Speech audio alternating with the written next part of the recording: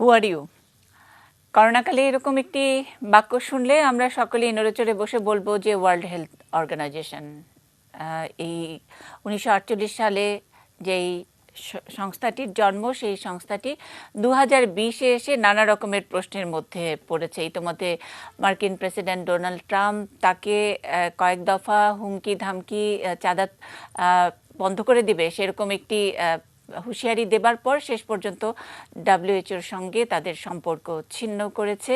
অন্যান্য দেশও ডাব্লিউএইচও এই করোনাকালে কি কি কাজ করেছে, কেমন গাইডলাইন দিয়েছে, আগে করেছে কি পরে করেছে, সেগুলো রিভিউ করে দেখবে। সেখানে কানাডা বা অন্যান্য দেশের কথাও উল্লেখ করা যায়। সকল স্বাস্থ্যমন্ত্রীরা তোপের মুখে পড়ছেন ডাব্লিউএইচওর নানান কর্মকাণ্ড নিয়ে।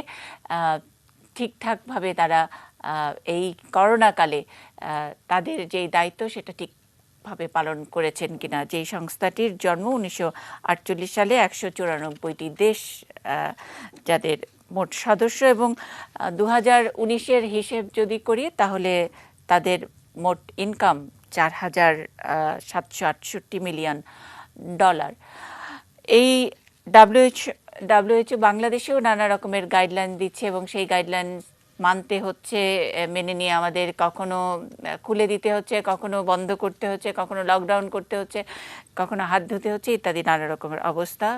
আর অন্যান্য দেশ যেগুলো এই করোনার সময় অনেকটা ভালো করেছে, তারা আসলে ডাব্লিউএইচওর নির্দেশনার কোথায় ছিলেন? আগেই পেয়েছিলেন, নাকি ঠিকঠাক করে মেনেছেন, নাকি আমাদের কোনো গলদ আছে?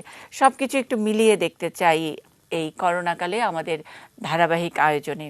শিরোনামটি ওরকমই রেখেছি, হু আর ইউ। এই ওয়ার্ল্ড হেলথ অর্গানাইজেশনটা কি, কেমন করে করছে, কেন প্রশ্নের মুখোমুখি হচ্ছে। সাংবাদিক মাসুদ কামাল আছেন, তার মতামত দেবেন। আমরা সরাসরি পেয়েছি বিশ্ব স্বাস্থ্য সংস্থার দক্ষিণ পূর্ব এশিয়া অঞ্চলের সাবেক উপদেষ্টা মোহাম্মদ মোজাহিরুল হককে। আমাদের সঙ্গে যুক্ত হয়েছেন অধ্যাপক আলী রিয়াজ, ইলিনয় স্টেট ইউনিভার্সিটির পলিটিক্স এবং গভর্নমেন্টের অধ্যাপক।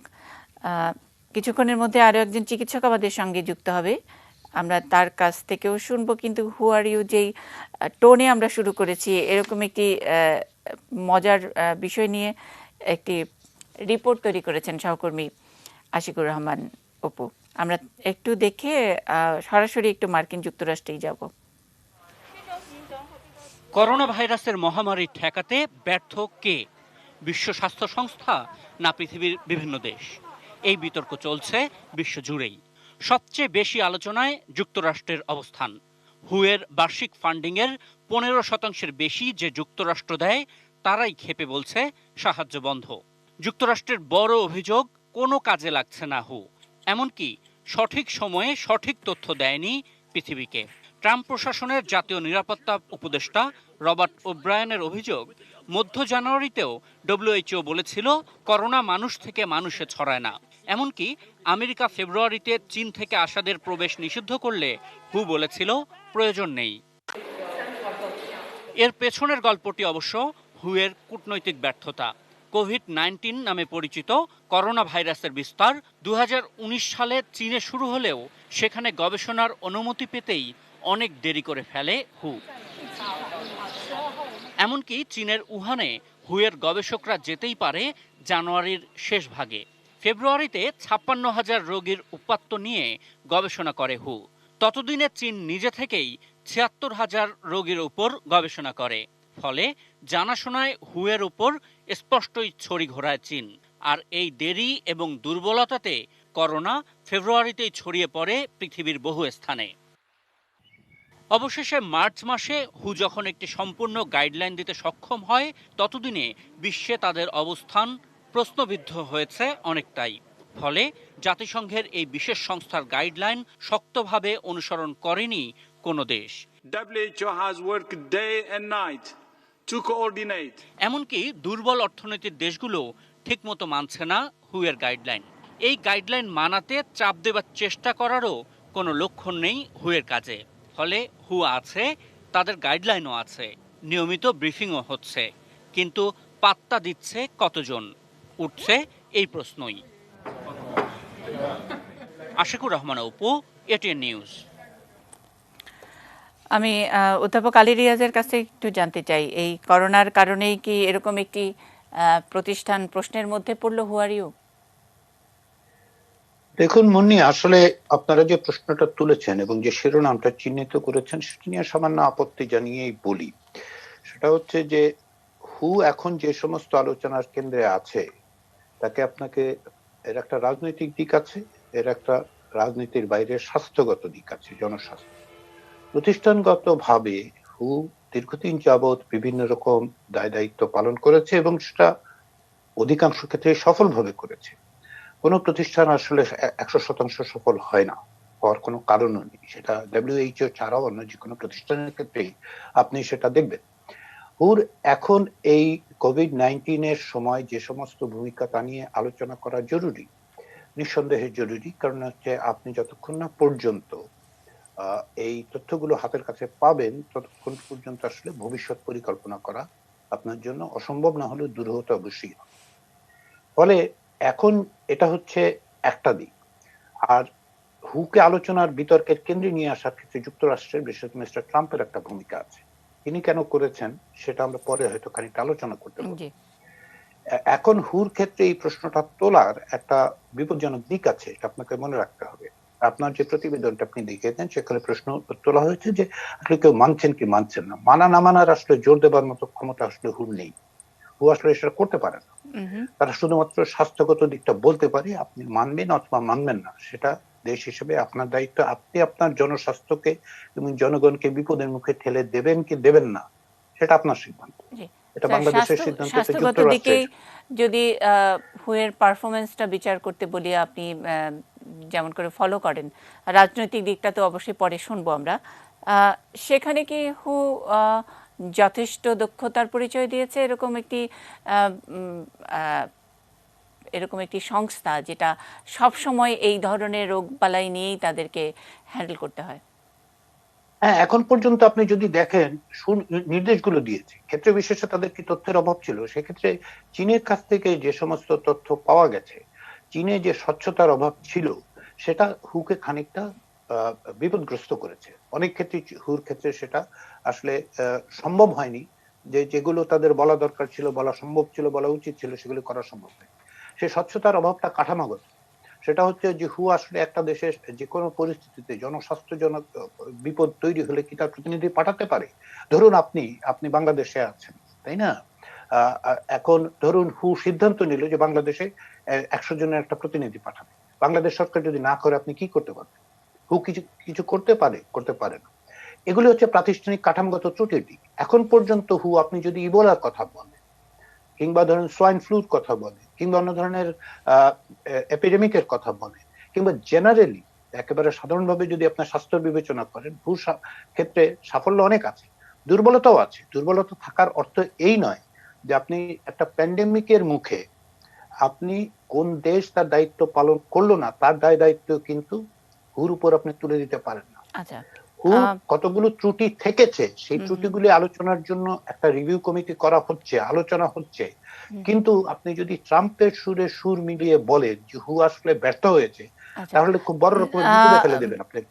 আমি শুধু একটু জানতে চাই, প্যান্ডেমিক যখন নাকি হয় তখন কোন দেশ তাদের দায়িত্ব পালন করলো না, সেইটার বিচার করার কি তাইলে আর কোনো প্রতিষ্ঠান আছে? না, ওই অর্থে আপনি নেই। আপনি এটা হচ্ছে দুর্বলতার দিক আবার সাফল্যেরও দিক।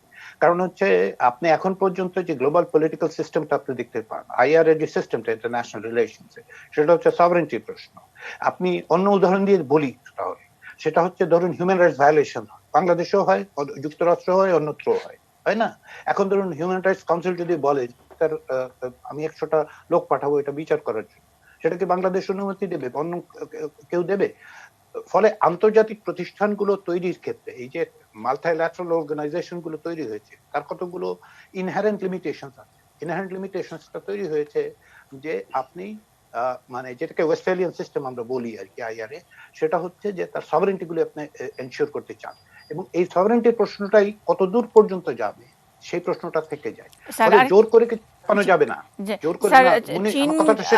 আমার কথাটা শেষ করতে দিন, কারণ হচ্ছে যে আপনি এই সভারেন্টি ডিসরিগার্ড করে যদি কিছু করতে যান, তাহলে যে অ্যানার্কিটা তৈরি হবে ইন্টারন্যাশনাল রিলেশনসে, সেটা আপনাকে বিবেচনায় নিতে হবে। হুর ক্ষেত্রে আলাদা করে এই প্রশ্ন আপনি তুলবেন না।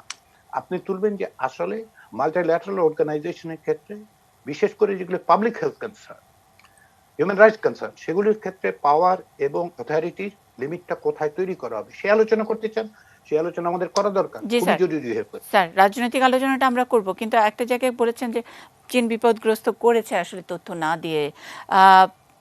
আর আমরা কিন্তু খুব একটা জাজমেন্টাল না যে মানে ট্রাম্পের সঙ্গে সুর মিলিয়ে আমরা ওকে একেবারে ব্যর্থ করে দিচ্ছি। আর প্রশ্নটা স্যার এরকম যে চীন বিপদগ্রস্ত করেছে, এটা কি স্যার ডেলিবারেট? আমি মনে করি যে চীনের ডেলিবারেট এই অর্থে যে চীনের পলিটিক্যাল সিস্টেমটাই এইরকম।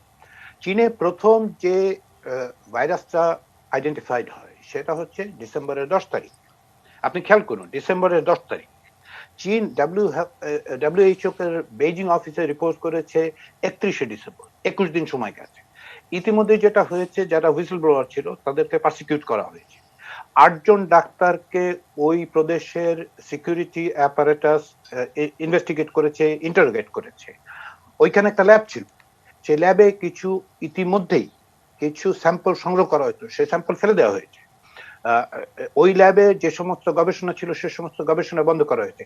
এটা হচ্ছে চীনের পদ্ধতিগত ব্যাপার। অর্থাৎ চীনের যে রাজনৈতিক ব্যবস্থাটা আছে এটা এত ওপে, এত ল্যাক অফ ট্রান্সপারেন্সি, কারণ হচ্ছে চীন ওইটাই, চীনের কর্তৃত্ববাদী দেশগুলোর ভূমিকাই হচ্ছে তাই। এই জায়গাটা আমি সমালোচনা করব যে রাষ্ট্রীয় পর্যায়ে যখন জনস্বাস্থ্যের প্রশ্ন আসবে, যেটা প্যান্ডেমিকের রূপ নিতে পারে, যেটার জন্য আমি চীন তার জনগণকে ভোটাধিকার দিল কিনা সেই প্রশ্ন অন্য প্রশ্ন, কিন্তু চীন যদি আজকে এমন কোন দায়িত্ব পালন করে, এমন কোন রকম কিছু করে যার জন্য আমি মৃত্যুর মুখোমুখি হব যুক্তরাষ্ট্রে বসে, তাহলে আমার একটা অধিকার তৈরি হয় কিন্তু যে চীনকে এই প্রশ্ন করার। আমি ওই জায়গা থেকে চীনকে প্রশ্ন করতে চাই। আমি মিস্টার ট্রাম্প যেভাবে চীনকে প্রশ্ন করেন আমি সেভাবে করি না। এখানে একটা ক্লিয়ারলি আমার সাথে মিস্টার ট্রাম্পের অবস্থানের একটা পার্থক্য আছে। চীনের ট্রান্সপারেন্সির প্রশ্ন আমরা তুলব ওই জায়গায় যে ল্যাক অফ ট্রান্সপারেন্সি আসলে প্যান্ডেমিকটা তৈরি স্প্রেড করার ক্ষেত্রে সাহায্য করেছে। এখন পর্যন্ত আমরা আসলে খুব নিশ্চিত না যে আসলে স্প্রেডটা কিভাবে হয়েছে, কারণ হচ্ছে তার জন্য যে ধরনের ইনভেস্টিগেশন দরকার তার সাথে চীনের সহযোগিতা পাওয়া যাচ্ছে না। স্যার, যেভাবে আসলে ট্রাম্প প্রশ্ন করেন অথবা আপনিও যেভাবে প্রশ্ন করেন, সাধারণ মানুষের স্বাস্থ্য নিয়ে এখন এক ধরনের জীবন মরণ নিয়ে এক ধরনের কি বলবো, একটা চিনিমিনির খেলার মতো। সেখানে আসলে সাধারণ মানুষের হয়ে প্রশ্ন করার কি কেউ আছে ডাব্লিউএইচও ছাড়া? না, আপনার আছে। আপনি তো মিডিয়া, আপনি সিভিল সোসাইটির অংশ। আপনি যদি স্বীকার করেন আপনি সিভিল সোসাইটির অংশ, আমি মনে করি আপনি সিভিল সোসাইটির অংশ এবং গ্লোবাল সিভিল সোসাইটির অংশ মিডিয়া হিসেবে। আপনি এই প্রশ্নটা করতে পারেন। প্রশ্নটা করতে পারেন এই কারণে যে শুধু ডাব্লিউএইচওর কাছে না, আপনাকে এই প্রশ্নটা চীনকেও করতে হবে। এবং আপনি যখনই আবার একদিকে বলবেন, আমি আপনার কথা বলছি না, মানে please don't take it personally, আমি যেটা বলছি সেটা হচ্ছে যখন একটা মিডিয়া চীনের এই যেভাবে নিয়ন্ত্রণ করা হচ্ছে তার সাফল্যের জয়গাথা গাইতে শুরু করে, তখন ওই বিপদটা তৈরি হয়। তার কারণ হচ্ছে আপনি ইনডিরেক্টলি বলছেন যে একটা অথরিটারিয়ান ওয়ার্ক করে। এটা আপনি সাউথ কোরিয়াতে সাকসেসফুল হয়েছে টু এ গ্রেট এক্সটেন্ট, তাই না? আবার অন্যদিকে আপনি দেখুন যে অথরিটারিয়ান সিস্টেম ফেল করেছে, ইরানে ফেল করেছে, কমপ্লিটলি ফেল করেছে, তাই না? আবার যে খুব ডেমোক্রেটিক সিস্টেমের মধ্যে অন্য যখনই অথরিটারিয়ান টেন্ডেন্সি তৈরি হয়েছে, কনসিল করার ও লুকাবার চেষ্টা হয়েছে, সেটা বিপদ তৈরি করেছে। যুক্তরাষ্ট্র তার প্রমাণ। মিস্টার ট্রাম্প জানতেন, ট্রাম্প প্রশাসনকে বারবার বলা হয়েছে এবং সেটা গোয়েন্দা সংস্থাগুলো বলেছে, সিডিসি বলেছে, কিন্তু যেহেতু গুরুত্ব নেওয়া হয়নি এবং রাজনৈতিক বিবেচনা দিয়ে প্ররোচিত হয়েছে, মানে কাজ করেছে, সেহেতু ক্ষতিটা তৈরি হয়েছে। ফলে আপনি যে প্রশ্নটা তুলছেন যে প্রশ্ন করা যাবে কিনা, অবশ্যই যাবে। প্যান্ডেমিকটার মোকাবেলা করা দরকার এখন, তার জন্য কিন্তু এক ধরনের বৈশ্বিক সহযোগিতা দরকার। সেই বৈশ্বিক সহযোগিতা করতে হবে এবং চীনকে বলতে হবে সে যেন সহযোগিতা করে। শুধু চীন নয়, বাংলাদেশকেও বলতে হবে, ভারতকেও বলতে হবে, মানে ইরানকেও বলতে হবে। স্যার নিশ্চয়ই থাকবেন আমাদের সঙ্গে। আমরা রাজনৈতিক বিষয়টুকু শুনবো। এখানে স্টুডিওতে মাসুদ কামাল আছেন। আমরা এতক্ষণ আলী রিয়াজ স্যারকে শুনছিলাম অনেকগুলো এটা স্বাস্থ্যগত দিক নিয়েই প্রথমে ডাব্লিউএইচও তাদের করণীয় বা কি করেছেন সেগুলো নিয়ে যোগ করার আছে নিশ্চয়ই। হ্যাঁ, এখানে ঠিক আছে, মানে আলী রিয়াজ স্যার যে কথাটা বললেন এটা ঠিক। তার ডাব্লিউএইচওর অতীতের কিছু কিছু ঘটনা তো আছে, কিছু সাফল্য ব্যর্থতা সব কিছুই আছে। আর করোনার মতো পরিস্থিতি তো আগে কখনো আমরাও দেখিনি, WHO দেখেনি, বড় একটা বিপদে পড়া গেছে। তো বিপদের মধ্যে আমরা যেমন হতভম্ব হয়ে গেছি, হতবিহ্বল হয়ে গেছি, আমার কাছে মাঝে মাঝে মনে হয় WHO তা হয়ে গেছে। এখন আমরা তো হতেই পারি, আমরা তো সাধারণ মানুষ, WHO তো আমাদের মতো সাধারণ মানুষ নন, ওনারা তো বিশেষজ্ঞ মানুষই নন, মানে ওনাদের কাছ থেকে কিন্তু আমরা ওটা একটা সংস্থা। জি, ওনাদের কাছ থেকে কিন্তু আমরা মানে খুব সুচিন্তিত কিছু বক্তব্য আশা করবো। আমি কয়েকটা ছোট্ট কয়েকটা উদাহরণ দিই। দেখেন, এই করোনা সংক্রান্ত কয়েকটা বিষয়ে তাদের বক্তব্যগুলো আপনি দেখেন, আমি এখানে কোনো ধারাবাহিকতা পাই না।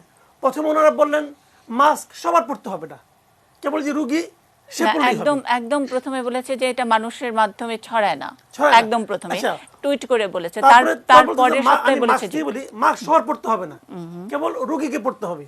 এখন বলছেন সবাইকে পড়তে হবে। আচ্ছা, আবার ধরেন এই হাইড্রোক্সিক্লোরোকুইন নিয়ে প্রথমে কিন্তু কোনো মন্তব্য করলেন না, প্রথমে চুপচাপ থাকলেন, তারপরে এখন বলছেন এটা কোনো কার্যকারিতা নাই। তো এর ফাঁকে এই যে মধ্যে মাঝখানে যে সময়ে, এই সময় যারা খেয়ে ফেলেছে তাদের কি হবে? তারা তো বলবে যে না, আমাকে তো WHO না করেনি, আমি খেয়ে নেই। আচ্ছা, আবার ধরেন এই রেমডেসিভির নিয়ে কিন্তু ওরা এখনো কিছু বলছে না। প্রথমে বলছে এটা কাজ করতে পারে, ফেব্রুয়ারিতে বলছে, এপ্রিলে এসে বললো না এখনো মন্তব্য করার সময় হয়নি। তো যদি মন্তব্য করার সময় এপ্রিলে না হয়ে থাকে, যে ফেব্রুয়ারিতে কাজ করতে পারে, বলেন কিভাবে? তাহলে কি ওই কোম্পানিটাকে যখন বলে কাজ করতে পারে, এটা শুনে তো ব্যবসায়ীরা, অনেক ওষুধ কোম্পানি তো মোটামুটি মাঠে ঝাঁপিয়ে পড়েছে যে কিছু, এখন বলছে মন্তব্য করার সময় হয়নি। দুদিন আগে শুনলাম না এটা মন্তব্য, এটা কাজ তেমন একটা করে না। তো আমার কথাটা হলো কি, দেখেন অতীতের উদাহরণগুলো আমরা তখনই দেখব যে করোনা ভাইরাস কি অতীতের কোনো একটা ভাইরাসের সঙ্গে তুলনীয়? আমরা কি দেখছি আমাদের জীবন দিয়ে? আমরা তো এভাবে ঘরের মধ্যে আগে কখনো বন্দী হয়ে থাকিনি, এবার কিন্তু থাকতে হচ্ছে এর জন্য। এবং এই সময়ে আমরা কি আশা করব তাদের কাছ থেকে, যে তারা মানে অনেক এক্সপার্ট লোক এখানে, সারা দুনিয়ার এক্সপার্টটা কিন্তু একসঙ্গে জড়ো হয়েছে, তাই না? তাদের কথা অন্য দেশগুলো শুনবে না কেন? চাপ তো দিতে পারে, এমন তো না। মানে ওনাদের অবস্থাটা কি দাঁড়িয়েছে, ওই যে মনে করে একটা ফ্যামিলিতে, আমার গাইডলাইন বিষয়টা নিয়ে একটু যেমন ওনারা বলছেন, যেমন আমি একটু উদাহরণ দিই, ওনারা বলছেন যে প্রথম দিকে বলছেন টেস্ট টেস্ট এন্ড টেস্ট, বেশি বেশি টেস্ট করতে হবে। যে দেশগুলো টেস্ট করছে না তাদেরকে তো চাপ দিতে পারে, আপনি টেস্ট করছেন না কেন?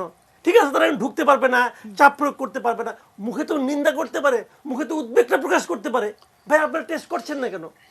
যদি এই উদ্বেগটা ওনারা প্রকাশ করতেন, সাধারণ মানুষে কিন্তু চাপটা দিতে পারতো, যে WHO বলছে আপনি করছেন না কেন। ওনারা একবার মানে ওই একটা সারমনের মতো দিয়ে চুপচাপ বসে থাকলেন, এটা হয় না। মানে এই গাইডলাইন মানে তাদের কাছ থেকে আমরা মনে করি হ্যাঁ ঠিক আছে, তাদের কাছে প্রয়োগ করার মতো সেরকম শক্তি নেই, পাওয়ার নেই তো অনেকেই তো নেই, জাতিসংঘেরও নেই, তাতে কি আসে যায়? কিন্তু একটু তো বলা যায় যে ভাই আপনি এই কাজটা করেন না, এই কাজটা আপনি যে করছেন না, এটা কিন্তু আখেরে বিপদ নিয়ে আসবে, তাই না? তো আমরা সেই ধরনের কিন্তু তাদের মাঝখান থেকে কথা পাইনি, শুনিনি, পাইনি, শুনিনি। এই জায়গায় একটু একটু থামিয়ে একটা ছোট বিরতি নিয়ে আসব। আমাদের সঙ্গে বিশ্ব স্বাস্থ্য সংস্থার দক্ষিণ পূর্ব এশীয় অঞ্চলের সাবেক উপদেষ্টা আছেন, তিনি হয়তো এইসব বিষয় নিয়ে একটু আমাদেরকে আলোকিত করতে পারেন। বিরতির পরে।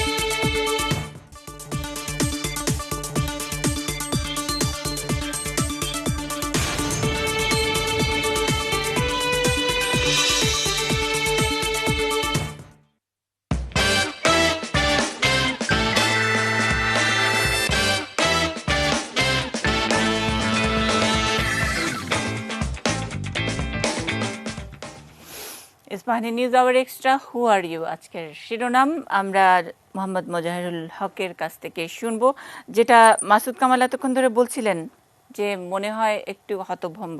এরকম একটি অর্গানাইজেশন, এত বড় প্যান্ডেমিক, ঠিক আছে আমরা মেনেই নিচ্ছি, কিন্তু হতভম্ব এবং অনেক কিছুর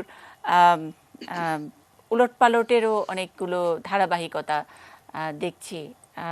এটা নিয়ে আপনার মানে আপনি ডিফেন্ড করবেন কিনা? ধন্যবাদ আপনাকে। WHO কখন, কোথায়, কিভাবে, কিসের উপরে ডিফেন্ড করবে, এটা কিন্তু একটা বিষয়। কিন্তু তার আগে আমাদের জানতে হবে যে ডব্লিউএইচও দেশগুলির সাথে কি সম্পর্ক রেখে কাজ করে। আমরা যদি এটা না বুঝি বা না জানি, তাহলে কিন্তু আমরা বুঝতে পারবো না যে আসলে ডব্লিউএইচও যেই পরামর্শগুলি দেয় সেই পরামর্শগুলো দেশগুলি না মানলে কি করতে হবে, বা মানলে তাদের কি সহযোগিতা করতে হবে। প্রথম কথা হলো যে ডব্লিউএইচও দেশগুলির সাথে কাজ করে, প্রত্যেকটা ইন্ডিভিজুয়াল দেশের সাথে, এবং প্রত্যেকটা দেশে তাদের একটা অফিস আছে, এবং তাদের কর্মকর্তা এবং তারা বিশেষজ্ঞ, বৈদেশিক বিশেষজ্ঞ এবং দেশি বিশেষজ্ঞদের নিয়েই ডব্লিউএইচও কান্ট্রি অফিস কাজ করে, দেশীয় অফিস। বাংলাদেশও তাই করে, আমেরিকাতেও তাই করে, একই ব্যাপার। বিষয়টা হচ্ছে যে ডব্লিউএইচওর যে কোনো কর্মকাণ্ডে সমালোচনা করার অধিকার সবারই আছে। আলী রিয়াজ সাহেব বলেছেন, আপনার সাথে আমি তার সাথে সম্পূর্ণ একমত। কিন্তু কথাটা হচ্ছে ডব্লিউএইচও কাদেরকে নিয়ে গঠিত? ডব্লিউএইচও ওই সমস্ত সিলেক্টেড বিশেষজ্ঞদের, ফ্রম আমেরিকা টু জাপান, আপনি প্রতিটি দেশের সেরা যে সমস্ত ব্যক্তিত্ব আছেন যারা এই সংগঠনটাতে কাজ করেন, তাদের দেশের হয়ে আবার অন্য দেশের হয়ে। এখন দেশের সাথে সম্পর্কটা কি? ডব্লিউএইচও একটা দেশকে পরামর্শ দিতে পারে। যেমন আমি বাংলাদেশের বেলায় আসি, পরামর্শটা কি ছিল যে লকডাউন উইথড্র করার আগে 6টি যে শর্ত বা পরামর্শের শর্ত ছিল সেইটা মানতে হবে। বাংলাদেশ মানেনি, কিন্তু এই না মানাতে বাংলাদেশকে ডব্লিউএইচও বাধ্য করতে পারেনি, পারবেও না। এটা পরামর্শ। এখন পরামর্শ আপনি মানলে মানেন, কারণ ডব্লিউএইচওর বিশেষজ্ঞরা মনে করে that is the right way to contain the transmission. আমি একটা শুধু এক্সাম্পল দিলাম। এখন কথা হলো, প্রথম দিকে যেই কথাটা এসছে চায়না এবং আমেরিকার এই ডব্লিউএইচওর রিলেশন, সেই জায়গাটাই কিন্তু এই কথাটাই প্রযোজ্য। এবং আলী রিয়াজ সাহেব খুব সুন্দরভাবে বলেছেন যে রিলেশনশিপটা ঠিকই একটা কান্ট্রির সাথে, এবং কান্ট্রি সিস্টেম আসে। এখন কথা হচ্ছে যতক্ষণ পর্যন্ত না চায়না কোন রকম অনুমতি দিচ্ছে বা তাদের কাছে কোনো ফ্যাক্টস যেগুলি আছে বা এভিডেন্স যেগুলি আছে বা তথ্য উপাত্ত যা আছে, সেটা যতক্ষণ পর্যন্ত ডব্লিউএইচওর কাছে না দিচ্ছে, ততক্ষণ পর্যন্ত ডব্লিউএইচও কিন্তু ওই তথ্যটাকে ব্যবহার করতে পারবে না। সোজা কথা। এখন এই জায়গায় আলী রিয়াজ সাহেব মানে এটা তো চায়নার ইনফরমেশন দিল কি দিল না সেই অংশটুকু আমরা পরিষ্কার করেই শুনেছি ডক্টর আলী রিয়াজের কাছ থেকে। আপনি বললেন যে কে শুনবে না শুনবে সেটা তো ইন্ডিভিজুয়াল দেশের ব্যাপার, দেশের সাথে সম্পর্কিত। দেশ বিদেশের এক্সপার্টদের নিয়ে, বিশিষ্ট জ্ঞানীগুণী লোকদেরকে নিয়ে ডব্লিউএইচও গঠিত, আপনি সেটাও মেনশন করেছেন।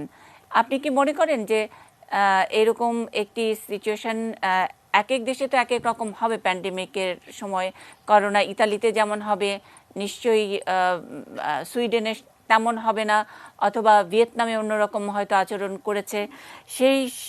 সেই বিচার করে যশীন দেশে যদাচারের কথা বলি, আমাদের কি গাইডলাইনগুলো কি সেরকম করে ওনারা করেছেন? তারপরে আমরা মানিনি, নাকি একটা বৈশ্বিক একটা স্ট্যান্ডার্ড যেটাকে অনেক সময় বুঝে উঠতেও পারেনি, যে এই দেশে যে দেশের মানুষ সাধারণ একটা হাইজিন সম্পর্কে জ্ঞান নাই, সেখানে আপনারা ধরেন 60 দিন লকডাউনের কথা বলছেন। এটা কি ওই দেশের সবকিছু জেনে শুনে গাইডলাইন দেওয়া হলো কিনা? আপনি যে তথ্যটা দিলেন 60 দিন লকডাউনের কথা, ডব্লিউএইচও কোনোদিন দিন ঠিক করে লকডাউন দিনের কথা বলেনি। না না, আপনি এমন একটা জিনিস বলবেন না ডব্লিউএইচওর হয়ে যেটা ডব্লিউএইচও বলেনি। ডব্লিউএইচও কোথায় কি লকডাউন দিতে হবে সেই ব্যাপারে প্রত্যেকটা দেশের নিজস্ব একটা কৌশল থাকে। প্রত্যেকটা দেশের কৌশল থাকবে যে আমি আমার দেশে সংক্রমণ দমানোর জন্য স্ট্যান্ডার্ডটা ঠিক করে দেয় হলো ডব্লিউএইচও, এবং সেই স্ট্যান্ডার্ডগুলি ঠিক করে দেওয়ার পরে প্রত্যেকটি দেশ তার পার্সপেক্টিভে সেটাকে পালন করে। যেমন আপনি এক্সাম্পল দিয়েছেন, সুইডেনের এক্সাম্পলটা দিলেন। সুইডেন কিন্তু ডব্লিউএইচওর পরামর্শ মানেনি, এটা তার এক্সক্লুসিভ ব্যাপার, সে মানেনি, এবং সে পরবর্তীতে কি হবে না হবে তার পরিণতির জন্য সেই দায়ী থাকবে, ডব্লিউএইচও না। ঠিক সেই রকম আপনি মানার কথা, যেমন আমেরিকা মেনেছে।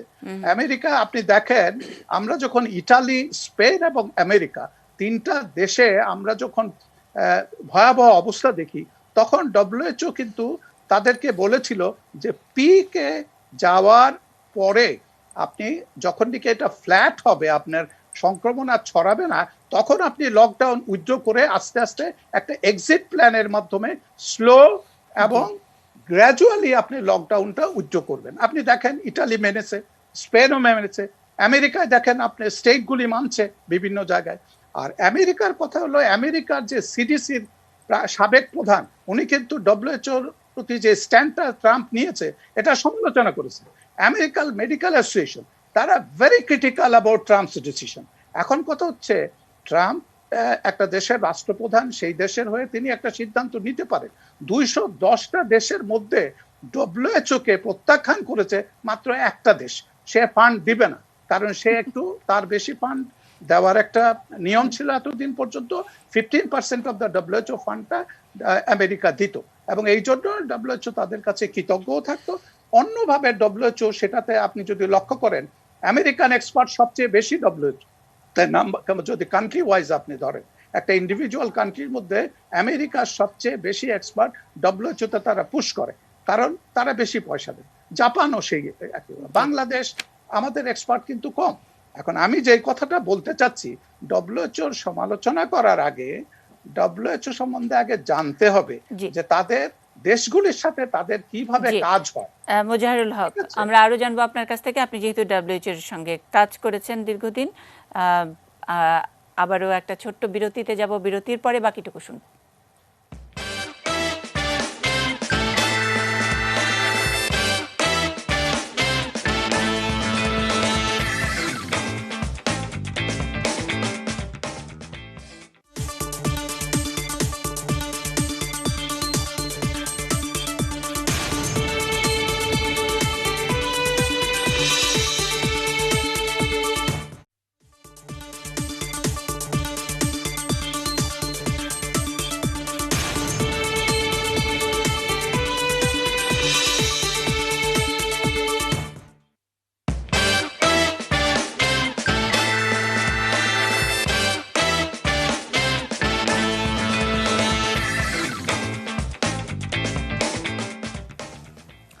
এমন একটি করোনাকালে ওয়ার্ল্ড হেলথ অর্গানাইজেশন তাদের দায় দায়িত্ব এবং তারা কিছুটা যে অস্বস্তিকর অবস্থার মধ্যে পড়েছে, আদৌ পড়েছে কিনা সেসব নিয়ে আমরা কথা বলছি।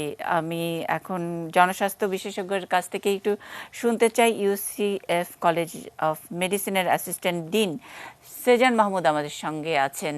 আমরা একটু তার কাছ থেকে শুনতে চাই এই ওয়ার্ল্ড হেলথ অর্গানাইজেশন এবং প্যান্ডেমিক অবস্থা, এই করোনা।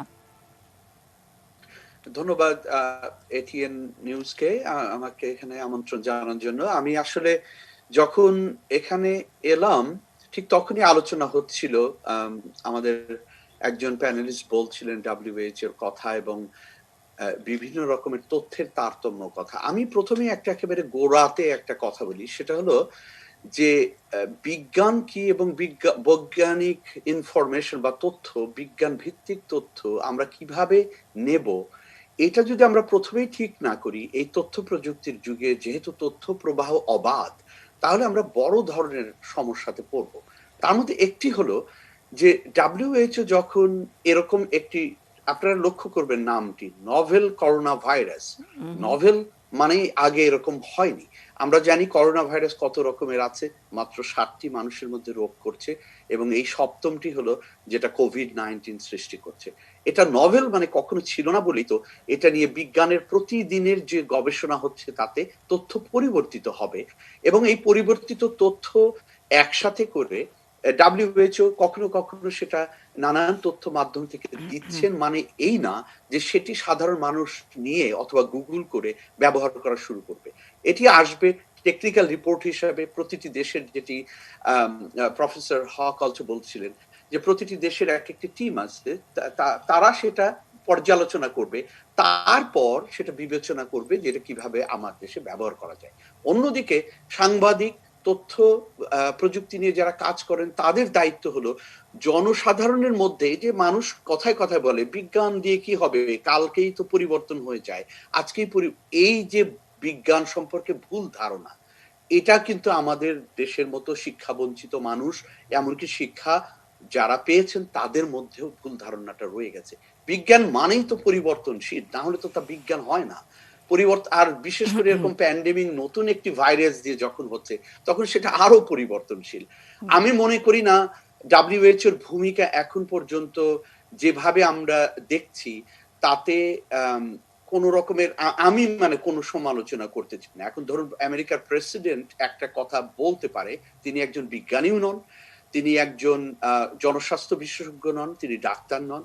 তিনি যদি সেটা বলে থাকেন এবং তার প্রেক্ষিতে কিছু ঘটনা ঘটে থাকে, যেমন হাইড্রোক্সিক্লোরোকুইন, আমরা আমেরিকার ভেতরে ফাইট করে যাচ্ছি যে এই ড্রাগটা মানুষের কি পরিমাণ, আমি বিশেষ করে সেই প্রথম দিক থেকে বলে আসছি যে এটা ব্যবহার করবেন না কথায় কথায়। আবার অন্যদিকে যেটা আমেরিকার FDA অ্যাপ্রুভ করেছে সেটাও কিন্তু লিমিটেড ছিল। হাইড্রোক্সিক্লোরোকুইন কখনই গণহারে ব্যবহারের কথা বলা হয়নি, প্রোফাইল্যাক্সিস তো প্রশ্নই ওঠে না। তো এই তথ্য প্রবাহগুলোর অবাধ বিচরণ এবং মানুষের ইনডিসক্রিমিনেট ব্যবহার জনস্বাস্থ্যের জন্য একদম বিরাট হুমকি হয়ে দাঁড়িয়েছে। আরেকটি ঘটনা ঘটছে যে আমাদের দেশেও আমরা দেখছি অনেক ক্লিনিশিয়ান কোন ড্রাগ ব্যবহার করছেন যেটাকে আমরা বলি অ্যানেকডোটাল এভিডেন্স তৈরি করা।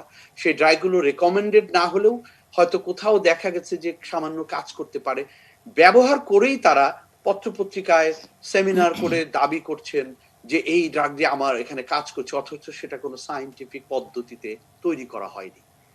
মানুষ সেই ওষুধগুলো কিনে ফেলছে এবং সেই ড্রাগ থেকে সাইড ইফেক্ট আছে, রেজিস্ট্যান্স তৈরি হতে পারে, অবাধ ব্যবহারের জন্য অন্য স্বাস্থ্যের ক্ষতি হতে পারে।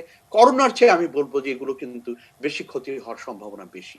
সে কারণেই WHO লিস্ট করে দিয়েছে যে এই ড্রাগগুলো এইভাবে অবাধ ব্যবহার করা বন্ধ করতে হবে। আমি মনে করি WHO এর সাথে যে সম্পর্ক প্রতিটি রাষ্ট্রের, আমি যতটুকু জি, আমি যতটুকু বুঝলাম, মানে প্যানেলিস্ট আপনারা সবাই যেরকম কথা বলেছেন, আমাদের তো জানতে হবে, বুঝতে হবে, সেটাও মোজাহিরুল হক বললেন। তাতে স্বাস্থ্যগত দিকের কথা স্যার যেটা বলেছিলেন, আলী রিয়াজ স্যার, সেই জায়গায় বিজ্ঞান জিতেছে, WHO জিতেছে, কিন্তু রাজনীতির জায়গায় কি রাজনীতির শিকার হচ্ছে কোনো কারণে? এরকম একটি সময়ে কি WHO এরকম একটা নেগেটিভ বা এই ধরনের অ্যাটিটিউড নিয়ে এই প্রতিষ্ঠানকে দেখার মতন অবস্থা সেটা অ্যাফোর্ড করে কিনা? তাইলে এটার পিছনে কি অন্য কারো রাজনীতি আছে কিনা? রাজনীতির অংশটা আমি অবশ্যই প্রথমে আলী রিয়াজ স্যারের কাছ থেকে শুনতে চাই, তারপরে নিশ্চয়ই মাসুদ কামাল এবং মোজাহিরুল হক, সুজান মাহমুদ আপনারা যোগ করবেন। আলী রিয়াজ স্যার। মুন্নি, বিতর্কটার সূচনা হলো কখন? বিতর্কটার সূচনা হলো যখন প্রেসিডেন্ট ট্রাম্প বললেন যে WHO তার ভূমিকা পালন করছে না, অতএব আমি যুক্তরাষ্ট্রের অর্থ দেব না। যুক্তরাষ্ট্র কতটা অর্থ দেয়? অধ্যাপক হক বলেছেন তার সদস্য হিসেবে তাকে বছরে দিতে হয় $237 মিলিয়ন, আর ভলান্টারি হিসেবে দেয় ধরুন 656 মিলিয়নের মতো, আমার যতদূর মনে পড়ে। তো সব মিলে যেটা দাঁড়াচ্ছে যে মিস্টার ট্রাম্প বলেন টাকাটা আমি দেবো না। কেন দেবো না? যে হু আসলে চীনের হয়ে কাজ করছে এবং দায়িত্ব পালন করছে না। এটা রাজনৈতিক। আমি বলি আপনাকে রাজনৈতিক কতগুলো উদাহরণ দিই। 1 নম্বর বিষয় হচ্ছে যে এই কিছুদিন আগে পর্যন্ত তো এই প্রশ্ন মিস্টার ট্রাম্প তোলেন। একটা প্রক্রিয়া পদ্ধতির মধ্য দিয়ে তো হুর প্রধান নির্বাচিত হয়েছিল। সে সময় যুক্তরাষ্ট্র কোথায় ছিল? অংশগ্রহণ করেনি? করেছে। তারপরে হচ্ছে ডিফান্ডিং এর কথা বলার পরে উনি বললেন যে 30 দিন সময় দেওয়া হবে সংস্কারের জন্য। 11 দিনের মাথায় উনি বলছেন যে আমি এখান থেকে প্রত্যাহার করব। তো গুড ফেইথ তো সেটা হচ্ছে না। তাহলে করছেন কেন? করছেন দুটো কারণে। প্রথম কথা হচ্ছে আপনি প্রথম থেকেই দেখবেন মিস্টার ট্রাম্পের ফরেন পলিসিটা কি। ফরেন পলিসিটা হচ্ছে কোন রকম মাল্টিল্যাটারাল অর্গানাইজেশন উনি থাকবেন না। সেটা প্যারিস ক্লাইমেট ট্রিটি বলুন কিংবা ধরুন ট্রান্স প্যাসিফিক পার্টনারশিপ বলুন, যেখান থেকে সম্ভব হচ্ছে আপনার উনি বেরিয়ে আসছেন। এটা হচ্ছে তার পলিসি, যে তিনি আসলে এমন একটা ফরেন পলিসি পারসু করেন যেটার প্রধান লক্ষ্য হচ্ছে যে ইউনাইটেড স্টেটস একা চলবে, একা চলানোই নীতি। এটা হচ্ছে 1 নম্বর। দ্বিতীয় যেটা, সেটা হচ্ছে সামনে নির্বাচন, নভেম্বর মাসের 3 তারিখে নির্বাচন। মিস্টার ট্রাম্প তার পক্ষের লোকজনগুলো তাদের সমর্থককে দেখাতে চাচ্ছেন যে তিনি একটা জোরদার ভূমিকা নিয়েছেন, একটা জোরদার ভূমিকা নিয়ে এমনকি তিনি হুর সঙ্গেও লড়েছেন এবং অন্যদের সঙ্গে লড়েছেন। এই যে প্রবণতা, এই প্রবণতাটাই হচ্ছে তাকে এই ধরনের সিদ্ধান্ত নিতে প্ররোচিত করছে এবং তিনি এই রাজনৈতিক বিবেচনা দিয়ে সিদ্ধান্ত নিচ্ছে। আমি তো মিস্টার ট্রাম্পকে এই প্রশ্ন করতেই পারি এবং করি, যেখানে সুযোগ হয় সেখানে এই প্রশ্নটা তুলি। মিস্টার ট্রাম্প বলছেন যে হুর দেয়া তথ্য ভুল থাকার কারণে বিপদে পড়েছে। তা তো নয়, যুক্তরাষ্ট্র বিপদে পড়েছে মানে তার নেতৃত্বের ব্যর্থতার জন্য, বিজ্ঞানকে গ্রহণ না করার জন্য, বিশেষজ্ঞদের কথা না শোনার জন্য। বারবার যুক্তরাষ্ট্রের গোয়েন্দা সংস্থা থেকে শুরু করে সিডিসি থেকে শুরু করে তার উপদেষ্টারা পর্যন্ত বারবার বলেছেন যে বিপদটা আসছে। ৪৫ দিন, আপনি ৯০ দিন যদি নাও ধরেন, ৪৫ দিন সুযোগ ছিল যে সময় ট্রাম্প প্রশাসন ভুল সিদ্ধান্ত নিয়েছে, সিদ্ধান্ত নেয়নি, বিভ্রান্ত করেছে এবং শেষ পর্যন্ত গোটা দেশকে বিপদের মুখে ঠেলে দিয়েছে। ১ লাখেরও বেশি লোক মারা গেছে। এই পরিমাণটা, সংখ্যাটা মানে সহজেই কমানো যেত, সেগুলো করা হয়নি। ফলে মিস্টার ট্রাম্পের রাজনীতিটা আপনাকে বুঝতে হবে যে এই কথাটা বলার পরে যেটা দাঁড়িয়েছে, অনেকেই তার সঙ্গে যুক্ত হচ্ছে। হুর কি সংস্কার করা দরকার, সেটা হয়তো আমরা আলোচনা করছি, জাতিসংঘেরও সংস্কার দরকার, কিন্তু প্রশ্ন হচ্ছে যে এটা কি সময়? এটা সময় নয়, এ নিয়ে আলোচনা করার অন্য সময় তৈরি হবে। ত্রুটিগুলি লক্ষ্য করুন, নোট করুন, আলোচনা করুন। কিন্তু এখন মিস্টার ট্রাম্প যে অসৎ উদ্দেশ্য নিয়ে, সহজভাবে অসৎ উদ্দেশ্য, রাজনৈতিক উদ্দেশ্য নিয়ে তিনি হুকে বিতর্কিত করছেন এবং সে নিয়ে আমরা আলোচনা করে সময় নষ্ট করছি, তার চেয়ে অনেক বেশি জরুরি কাজ আমাদের সামনে রয়েছে। এটা আমি যুক্তরাষ্ট্রে বলে আছে, সেজান আছেন, উনি যুক্তরাষ্ট্রে আছেন, উনি আমার চেয়ে বেশি সক্রিয়ভাবে এর সঙ্গে যুক্ত পাবলিক হেলথের। অন্যরা যারা আছেন, আপনারা যারা বাংলাদেশে আছেন, সকলে বিপদের মধ্যে আছে। আমরা এই বিতর্কে, মিস্টার ট্রাম্পের তৈরি করা একটা বানানো বিতর্কের মধ্যে যাওয়ার আমাদের দরকার নেই। আমাদের অনেক কাজ আছে, আসেন সেগুলি করি। মানে এখন রাজনীতির ঘুঁটি হিসেবে হু ব্যবহৃত হচ্ছে এবং হয়েছে কয়েকদিন ধরে। দেখুন, দায়িত্ব পালন করেনি ট্রাম্প এবং এই ব্যর্থতার দায় তিনি নিয়ে নির্বাচনে যেতে চাচ্ছেন না। তিনি এখন এটা হুর উপর চাপিয়ে দিচ্ছেন। আর এই যে চীনের বিরুদ্ধে, চীনের অস্বচ্ছতার অভিযোগ তো আমার মনে হয় ট্রাম্পের আগে আমি করেছি, কিন্তু মিস্টার ট্রাম্প 18 বার, আমি আপনাকে বলতে পারি অন্তত 18 বার টুইট আছে আমার কাছে আছে, 18 বার তিনি চীনের প্রশংসা করেছেন। এর মধ্যে অন্তত 9 বার তিনি বলেছেন চীন স্বচ্ছভাবে ব্যবহার করেছে। আমি কোথা থেকে বলেছি অস্বচ্ছভাবে ব্যবহার করেছে, তার প্রক্রিয়াটা অস্বচ্ছ। উনি 18 বার চীনের প্রশংসা করলেন, অন্তত পক্ষে 9 বার বললেন এটা স্বচ্ছ প্রক্রিয়া। এখন বলছেন যে চীন আমাদের উপর বিপদ টেনে এনেছে। কারণ হচ্ছে কি, তিনি তার দায়িত্বটা নিতে চাচ্ছেন না। এগুলি হচ্ছে স্বৈরতান্ত্রিক মানসিকতার লোকজনের, এই হচ্ছে প্রবণতা। সেটা বিভিন্ন দেশেই আছে। অন্যান্য রাষ্ট্রনায়কদের দিকে তাকান, যারা অস্বচ্ছ, স্বৈরতান্ত্রিক, তারা এখন দায়িত্ব অন্যদের উপর, এখন মানুষের উপর চাপিয়ে দেবে, এর উপর চাপিয়ে দেবে, ওর উপর চাপিয়ে দেবে। এটাই হচ্ছে বিপজ্জনক। মানে খুবই ইন্টারেস্টিং যে আমাদের আসলে দোষ দিতে হলেও, বকা দিতে হলেও, ভালো করতে হলে কাউকে না কাউকে দরকার। কে এই সেই কাউকেটা কে? এই কে বলতে গেলেই কিন্তু হু দাঁড়ায় এবং এই হুর পেছনে কিন্তু অনেকে হু হু করতে থাকবে কিন্তু খুঁজে পাবে না। এটা একটা মজার খেলা বোধহয়। এই দিকে কি ট্রাম্প একটু এগিয়েছেন বলে মনে হয়? এরকম একটি ইন্টেলিজেন্ট দোষারোপ করে আলোচনার মধ্যে আমরাও সময় নষ্ট করছি, সকলেই সময় নষ্ট করছি, তিনি আলোচনায় আছেন। এইটা একটা তার মজার একটা ইন্টেলিজেন্ট গেম। একটা মিনিট সময় নেই। এই যে এক ভয়াবহ জিনিস হচ্ছে যুদ্ধ খেলা। সবাই বলেন যে করোনার বিরুদ্ধে যুদ্ধ শুরু হয়েছে। করোনার বিরুদ্ধে কোনো যুদ্ধ, এটা কোনো যুদ্ধ অ্যানালজির বিষয়। যুদ্ধ মানে হচ্ছে আপনি একটা শত্রু তৈরি করবেন। করোনা হচ্ছে পাবলিক হেলথ ক্রাইসিস এবং ক্রাইসিস তৈরি হচ্ছে, এক হচ্ছে যে আমরা জানতাম না, পাবলিক হেলথে যারা তারা আমার চেয়ে অনেক ভালো বলতে পারে, আমরা জানতাম না যে ইন্টেন্সিটি এবং স্কোপটা কম। 2 নম্বর হচ্ছে abject failure of leadership. Public হেলথকে গুরুত্ব দেওয়া হয়নি। এটা যুক্তরাষ্ট্রে হয়নি, যুক্তরাজ্যে হয়নি, আপনি বাংলাদেশে হয়নি, তার পরিণতি হয়েছে। ওই দায়িত্ব না নিয়ে একটা যুদ্ধ ভাব। যুদ্ধ বলে আপনি শত্রু খুঁজবেন এবং শত্রু বের করা হয়, সেটা চীন হবে, না হয় কু হবে, আর কিছু না পেলে ঘরের দরজায় মুসলমান হবে। ভারতে যেটা হয়েছে, হ্যাঁ, শত্রু কে হবে? ওই যে ঘরের দরজায় মুসলমান তৈরি করেছে ভারতে যেটা হচ্ছে যে ঘরের দরজায় এখন মুসলমানদের অভিযুক্ত করা হচ্ছে। এখন মিস্টার ট্রাম্প আবার এখন হুকে খুঁজে পেয়েছেন যে হুর বিরুদ্ধে বলতে হবে। আমি হয়তো আবার কাকে খুঁজে পাবো, আমি কাউকে না পেলে বলবো যে মুন্নি শাহ দায়ী বলে মুন্নি শাহের উপর চাপিয়ে দেওয়ার চেষ্টা করব। এবং রিয়াজ ভাইয়ের কথাটার সাথে আমি কি একটু যুক্ত করতে পারি? হ্যাঁ, অবশ্যই।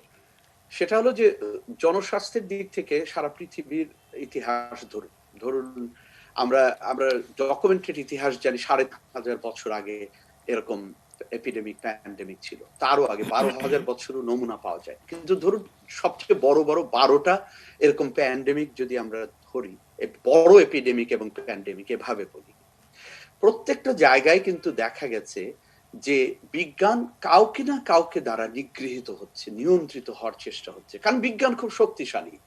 ওই সময় অর্গানাইজ রিলিজিয়ন করতো, আজকে অর্গানাইজ পলিটিশিয়ানরা করার চেষ্টা করে, কারণ বিজ্ঞান দিয়ে কিন্তু দুনিয়া পাল্টে দেওয়া যায়।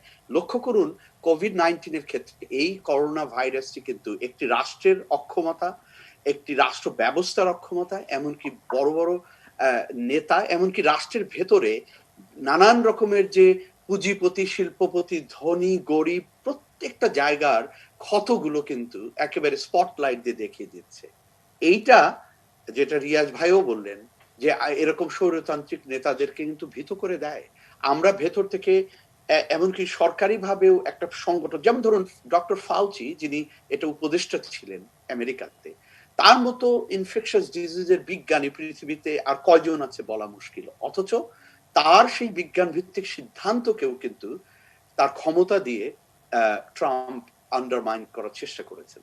এটা নতুন খেলা না, এটা পুরনো খেলা। কিন্তু আমরা আনফরচুনেট যে এই যুগে যখন আমরা দাবি করছি আমরা পোস্ট মডার্ন টাইমে বাস করছি, এই যুগে রাষ্ট্র ব্যবস্থায় এরকম মানুষ নির্বাচিত হচ্ছে। আমাদের আরো বরং এটা রিয়াজ ভাইয়ের বিষয় যে আরো বিশ্লেষণ করা দরকার যে গণতন্ত্রের পদ্ধতিতে কি ত্রুটিটা আছে যার জন্য এমন ধরনের নেতৃত্ব আসে। কারণ নেতৃত্বকে আমরা কিন্তু অস্বীকার করতে পারবো না, তারা নীতি নির্ধারণ করে দেয়।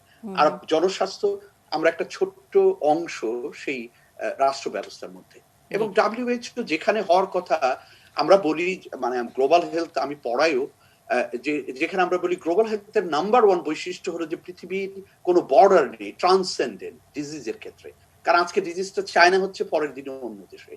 এই যে গ্লোবাল কমিউনিটি তৈরি হয়ে গেছে, নেতাদের মধ্যে যদি এই গ্লোবাল কমিউনিটি বোর্ডটা তৈরি না হয়, তাহলে কিন্তু স্বাস্থ্য খাত অবহেলিত থেকে যাবে এবং সেখানে WHO এর মতো সংগঠন আমরা যে ব্যবহারের চেষ্টা হবে।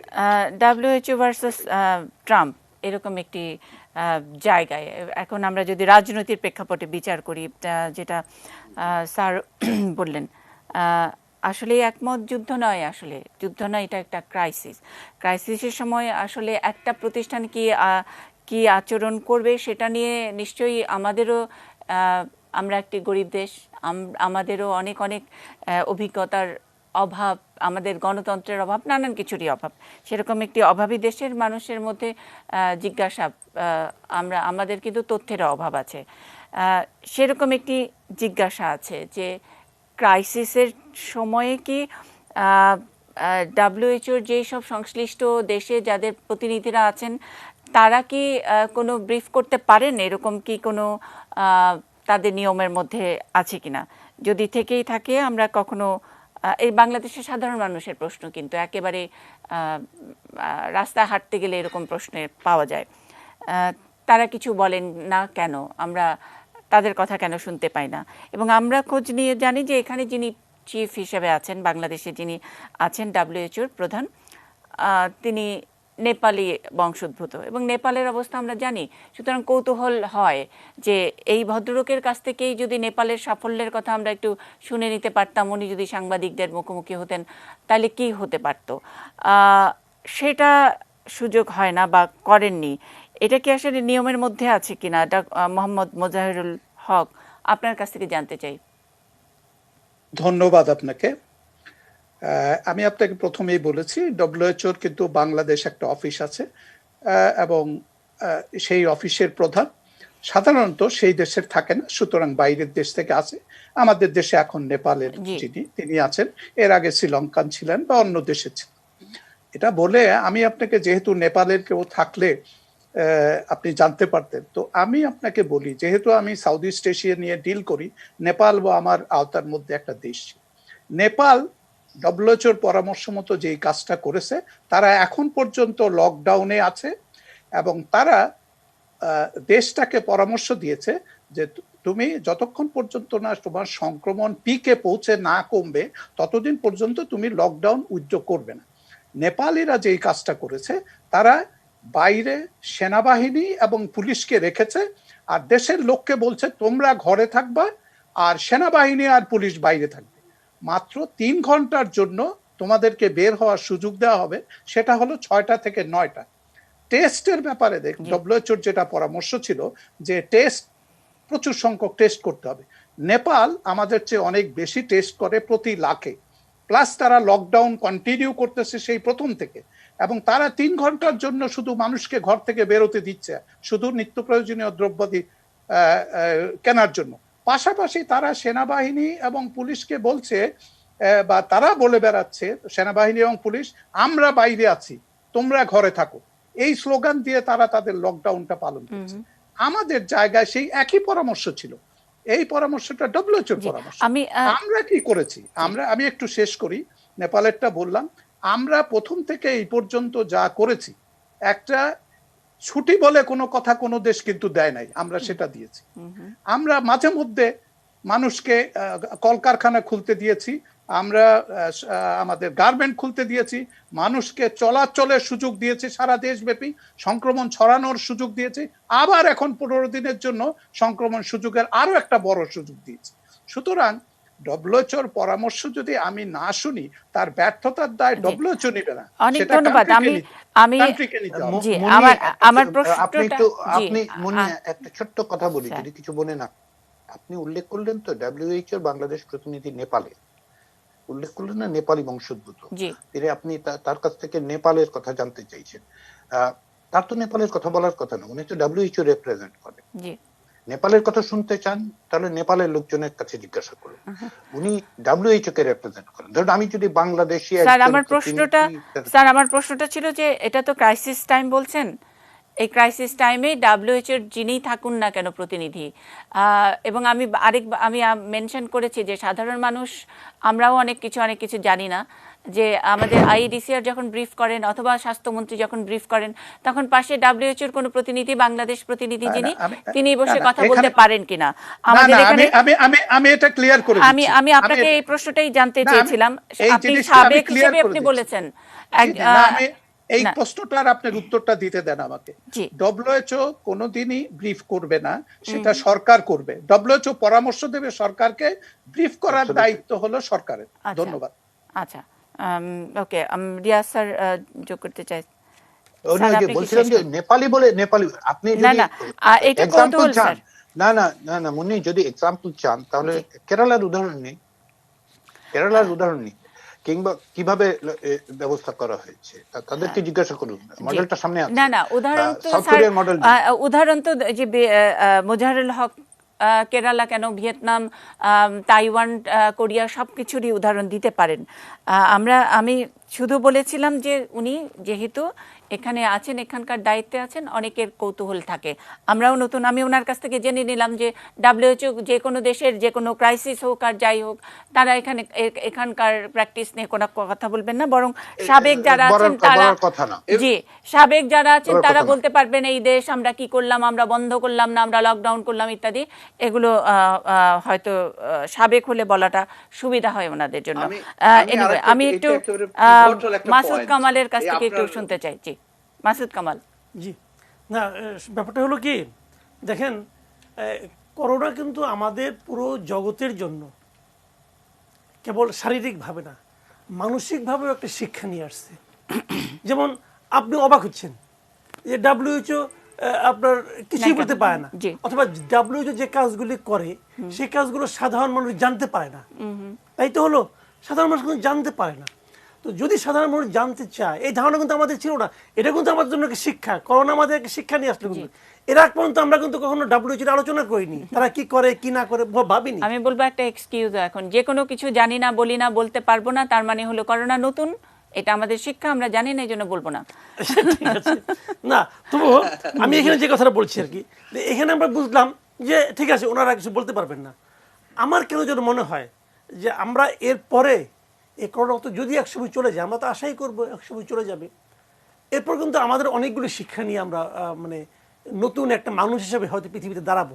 যেমন ধরেন এতদিন কি ভাবা হয়েছিল, আমরা এখানে আমাদের প্রচলিত ধারণাগুলি কি, যে স্বাস্থ্য মানেই বোধহয় চিকিৎসা, আর বোধহয় কিছু না।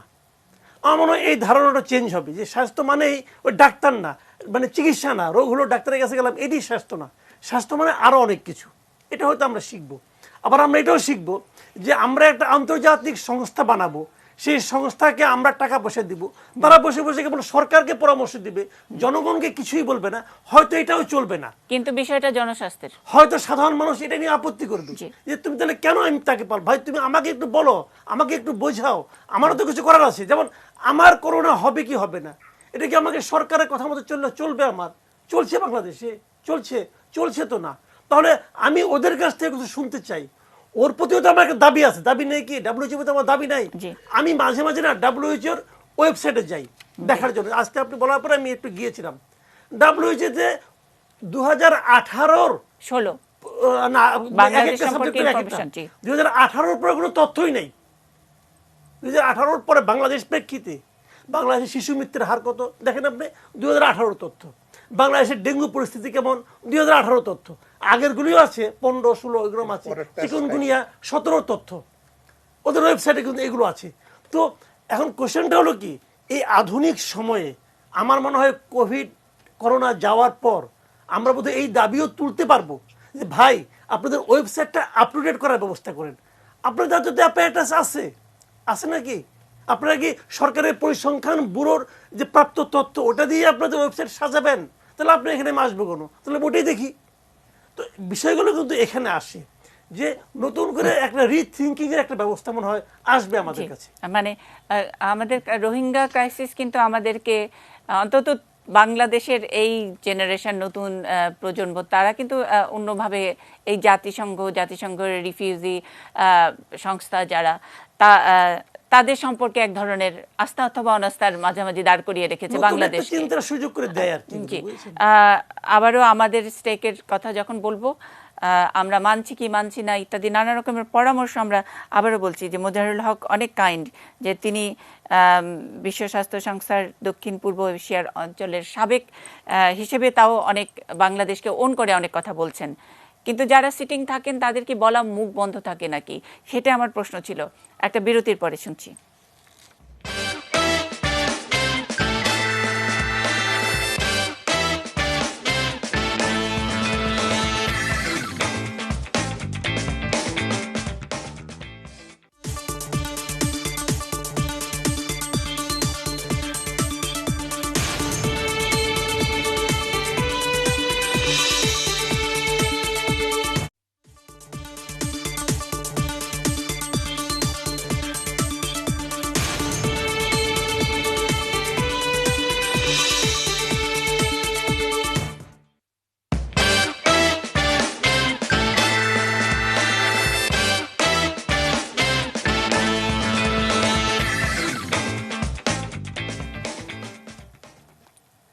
এরকম একটি প্যান্ডেমিক অবস্থা, যখন বৈশ্বিক মহামারীর অবস্থা করোনা ভাইরাস নিয়ে, সেই সময় বিশ্ব স্বাস্থ্য সংস্থাটিও রাজনীতির মধ্যে পড়েছে এবং নানান প্রশ্নের মুখোমুখি হতে যাচ্ছে। সেই সকল প্রশ্নেরই উত্তর একটাই, যে নতুন একটি অবস্থা, আমরা কেউ কিছু জানি না, সুতরাং না জানাটাই বোধহয় বড় যোগ্যতা। এরকম একটি জায়গায় যখন খোদ মার্কিন প্রেসিডেন্ট ডাব্লিউএইচওকে, ওয়ার্ল্ড হেলথ অর্গানাইজেশনকে একেবারে নাকচ করে দেন এবং তাকে নিয়ে শত্রু খেলা শুরু করেন, তখন রাজনীতিটা অন্যদিকে যায় বা যাবার চেষ্টা করছে কিনা, সেগুলো নিয়েই অনেকখানি আলোচনা আমরা করেছি। আবারও একটু দেখে নেই নিশীথ সূর্যের রিপোর্ট, ট্রাম্প বনাম ডাব্লিউএইচও। শুরুটা এপ্রিল মাসে করোনা ভাইরাস মহামারী নিয়ে বিশ্ব স্বাস্থ্য সংস্থার পদক্ষেপে ক্রমশ অসন্তুষ্ট হয়ে ওঠে যুক্তরাষ্ট্র। এক পর্যায়ে সংস্থাটিতে অর্থায়ন বন্ধের ঘোষণা দিয়ে বসেন মার্কিন president Donald Trump. We will be today terminating our relationship with the World Health Organization and redirecting those funds to other worldwide and deserving urgent global public health needs. বলা জরুরি, বিশ্বের মধ্যে সংস্থাটির সবচেয়ে বড় অর্থদাতা দেশ এই মার্কিন মুলুক। বার্ষিক হিসেবে বিশ্ব স্বাস্থ্য সংস্থাকে $40 কোটি বেশি অর্থ দিয়ে থাকে তারা। 18 মে হু প্রধান তেদ্রোস আধানম গেব্রিয়েসুসের কাছে কঠোর ভাষায় একটি চিঠি পাঠান ট্রাম্প। তাতে যুক্তরাষ্ট্রের সমর্থন পেতে হলে সংস্থাটির কি কি পরিবর্তন আনতে হবে সেসব বিষয় উল্লেখ করেন তিনি। So I'm correcting this injustice and calling houses of worship essential. হুয়ের প্রতি অসন্তোষ ধরে রাখতে না পেরে গত ৩০ মে বিশ্ব স্বাস্থ্য সংস্থার সঙ্গে সব ধরনের সম্পর্ক ছিন্ন করার আনুষ্ঠানিক ঘোষণা দেন ট্রাম্প। হোয়াইট হাউসে তিনি অভিযোগ করে বলেন, বিশ্ব স্বাস্থ্য সংস্থা সম্পূর্ণরূপে চীনের নিয়ন্ত্রণে। শুধু তাই নয়, হুকে চীনের হাতের পুতুল বলেও তিরস্কার করতে ছাড়েননি মার্কিন president. The World Health Organization to mislead the world when the virus was first discovered by Chinese authorities. এদিকে হুয়ের সঙ্গে ট্রাম্পের সম্পর্ক ছিন্নের ঘোষণার সমালোচনা করেছে দ্য আমেরিকান মেডিকেল অ্যাসোসিয়েশন। এক বিবৃতিতে সংস্থাটি বলেছে, এই সম্পর্ক ছিন্নের পেছনে কোনো যৌক্তিক কারণ নেই। এতে বিশ্বজুড়ে করোনাকে সামলানো আরও কঠিন হয়ে দাঁড়াবে। ট্রাম্পের ঘোষণা নিয়ে কোনো মন্তব্য করেনি বিশ্ব স্বাস্থ্য সংস্থা। তবে সংস্থাটির বিরুদ্ধে যথাযথ পদক্ষেপ নিতে ব্যর্থ হওয়ার অভিযোগ আনলেও হুয়ের পদক্ষেপ যথাযথ ছিল বলে দাবি করেছে তারা। তাদের কর্মকাণ্ড চীনপন্থী হওয়ার অভিযোগও প্রত্যাখ্যান করেছে হু। তবে বিশ্ব স্বাস্থ্য সংস্থার সঙ্গে যুক্তরাষ্ট্রের সকল সম্পর্ক ছিন্ন করায় দেশটির কঠোর সমালোচনা করেছে চীন। সোমবার চীনের পররাষ্ট্র মন্ত্রণালয়ের পক্ষ থেকে বলা হয়, যুক্তরাষ্ট্রের ক্ষমতার রাজনীতি এবং একতরফা মনোভাবের প্রভাব এতে প্রকাশ পেয়েছে। এই মহামারীর পরিস্থিতিতে বিশ্ব স্বাস্থ্য সংস্থায় আরও সহায়তা বাড়ানোর আহ্বান জানিয়েছে বেইজিং। নিশীথ সূর্য, ডেস্ক রিপোর্ট, এটিএন নিউজ। আমি একটু সেজান মাহমুদের কাছ থেকে একটু জেনে নিতে চাই, সম্পর্ক ছিন্ন করার কারণে, মানে ডোনাল্ড ট্রাম্প সম্পর্ক ছিন্ন করেছে, তাতে কি আসলে করোনা সামলানো বিশ্বব্যাপী কঠিন হবে? ধরুন, যেটা শুনলেন যে পরিমাণ অর্থ মার্কিন যুক্তরাষ্ট্র থেকে যে যায় WHO, তাতে তো বাজেটে একটা বৈষম্য তৈরি হবে। কিন্তু অন্যদিকে আমি আরেকটা সাইড বলি এখানে, সেটা হলো যে চীন কিন্তু তার যে বড় অর্থনীতি গড়ে উঠেছে বিশ্বময়, এখন পৃথিবীর মানে বিতর্ক করা যেতে পারে যে চীন কি সবচেয়ে বড় কিনা বা দ্বিতীয় বৃহত্তর কিনা, সেই তুলনায় কিন্তু বিশ্ব স্বাস্থ্য সংস্থাকে চীন ততটা সাহায্য করে না, অর্থনৈতিক সাহায্য করে না। এই দাবি যদি আমেরিকা করে থাকে সেটা যুক্তিপূর্ণ হতে পারে, কিন্তু সেই দাবির কথা বললে, এমনকি ধরেন চীন যে করোনা তথ্য লুকিয়েছে বা ঠিক মতো দেয়নি, এমনকি ধরুন বিদেশি সাংবাদিকদের সরিয়ে দিয়েছে, এই ধরনের নানান রকমের অটোক্রেটিক ডিসিশন তারা নিয়েছে, যেটা সমালোচনা হতে পারে। কিন্তু এই দুটো একসঙ্গে করলেও আমেরিকার কোনোভাবে উচিত না বিশ্ব স্বাস্থ্য সংস্থার মধ্যে একটি আন্তর্জাতিক সংস্থার সাথে সম্পর্ক ছেদ করে দেয়া। এটা আমি মনে করি আমেরিকার এই প্রশাসনের ব্যর্থতা, এবং সেই ব্যর্থতাকে অন্য খাতে দেখানোর একটা প্রবণতা ছাড়া আর কিছু না। যেটা আমরা জানি সামনে ইলেকশন আছে। আমি একদম জানতে চাই, মানে জনস্বাস্থ্য বিশেষজ্ঞ হিসেবে আপনার কাছ থেকে জানতে চাই যে এটার কারণে কি মানে আমরা এই যে প্যান্ডেমিক অবস্থাটা কি অনেক দীর্ঘায়িত হবে, বা করোনার মোকাবেলায় অন্য আমরা চারিদিক থেকে যারা লড়ছি তাদের অনেক অসুবিধা হবে কিনা? আমরা বলছি ব্যক্তিগত দিক থেকে যেরকম আমরা ভীত অবস্থায় আছি। বিশ্ব স্বাস্থ্য সংস্থার একটি আলাদা সেল আছে ডিজাস্টার প্রিপেয়ারনেস এর জন্য। তাদের যে অ্যাক্টিভিটিস বা কর্মকাণ্ড, আমি মনে করি না এই বাজেট কাটের জন্য সেই বিশেষ জায়গাটা ব্যাহত হবে, কিন্তু ব্যাহত তো হতেই পারে। আমরা খুব স্বাভাবিকভাবে ধরতে পারি প্রত্যেকটা কাজ করার জন্য তো অর্থ দরকার। আমি সেখানে টেকনিক্যাল টিম পাঠানো থেকে শুরু করে, ডেটা কালেকশন থেকে শুরু করে, টেকনিক্যাল রিপোর্ট গুলো তৈরি করা থেকে শুরু করে, এমনকি WHO মাধ্যমে যতগুলো ট্রায়াল গুলো হচ্ছিল সেখানেও নানান রকমের অর্থ দরকার আছে। আমি মনে করি না এই মুহূর্তে এটা বড় রকমের কোনো বাধা তৈরি করবে, কারণ আমাদের তো এই COVID-19 কে প্রতিরোধ করা একটা দায়িত্ব হয়ে দাঁড়িয়েছে। সেটা রাষ্ট্রের দায়িত্ব, আমাদের ব্যক্তিগত নাগরিক দায়িত্ব, এবং সব আমাদের স্বার্থেই আমরা সেটা করতে থাকবো। সে কারণে আমি মনে করি না যে এটা বড় রকমের কোনো প্রভাব ফেলবে, কিন্তু ব্যাহত করবে। এটা কিন্তু আরেকটা হার্ডল তৈরি করবে কর্মকাণ্ডগুলো। তার মানে আসলে যদি আমরা ওই যে এইটার প্রতিষেধক ইত্যাদি যদি চাই সেখানে ব্যাহত হবে, কিন্তু আপনারাই বলছেন, জনস্বাস্থ্য বিশেষজ্ঞরাই বলছেন যে এই কোভিড থেকে মুক্তি পাওয়ার উপায়, এরকম একটি ক্রাইসিস থেকে মুক্তি পাওয়ার উপায় কিন্তু আপনার হাতেই, মানে জনগণের হাতেই, প্রত্যেকটা বিশ্ববাসীর হাতেই। সুতরাং আপনি যতটা সচেতন, আপনি যতটা নিয়ম মানবেন, তাতেই পরাজিত অথবা সরে যাবে এই করোনা। সুতরাং মুন্নি আপনি একটু অনুমতি দিলে দুটো বাক্য বলি। স্যার, আপনি অনেকগুলো বাক্য বলেন। একটা হচ্ছে ওই যে বললেন না দায়িত্ব আপনার উপরে, সেটার আবার একটা বিপদ আছে। জি, রাষ্ট্রের দায়িত্ব আছে। আপনি স্বাস্থ্য ব্যবস্থা ঠিক রাখবেন না, যে হাসপাতাল রাখবেন না, টেস্ট করবেন না, তারপরে বলবেন দায়িত্ব আপনার। এটা হচ্ছে স্কেপিজম। এটাই ট্রাম্পের লোকজন এবং অথরিটেরিয়ান গভর্নমেন্ট বলে যে শেষ পর্যন্ত দায়িত্ব আপনার। মারা যাবেন না, খাওয়ার দাওয়ার জোগাড় করবেন, সেই সিদ্ধান্ত নিয়ে রাস্তায় নেমে পড়ুন, মরে গেলে আপনার দায়িত্ব, আপনি মরে যাবেন। এটা তো রাষ্ট্রের দায়িত্ব হইতে পারে না, তাই না?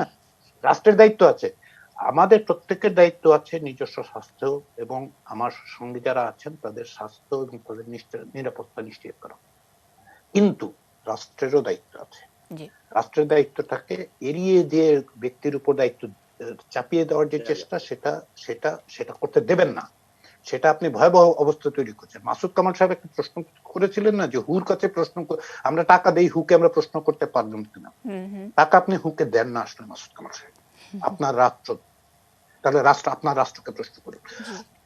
এই যে বললাম যে 237 মিলিয়ন প্রতি বছর দেওয়ার কথা যুক্তরাষ্ট্রের, তার মধ্যে আমার ট্যাক্সের পয়সা আছে, আমি তো ট্যাক্স দিই। মিস্টার ট্রাম্প দেন না, আমি দেই, প্রতি বছর দিই। 656 মিলিয়নের যে ভলান্টারি, সেটার জন্য যে টাকা দেয়, তার মধ্যে আমার ট্যাক্সের পয়সা আছে। সেই কারণে আমি মিস্টার ট্রাম্পকে প্রশ্ন করি, এটা আমার দায়িত্ব। মিডিয়া হিসেবে এবিসি, সিবিএস, এনবিসির দায়িত্ব, সিএনএন এর দায়িত্ব, এমএসএনবিসির দায়িত্ব। আপনার দায়িত্ব হচ্ছে আপনার রাষ্ট্রকে প্রশ্ন করা। এটিএন বলে যে প্রতিষ্ঠান, তার দায়িত্ব। ওই যে আরো অনেক প্রতিষ্ঠান আছে, এগুলো আপনাদের প্রতিষ্ঠানের, আপনাদের টিভিতে অন্যদের টিভির নাম না বলাই ভালো।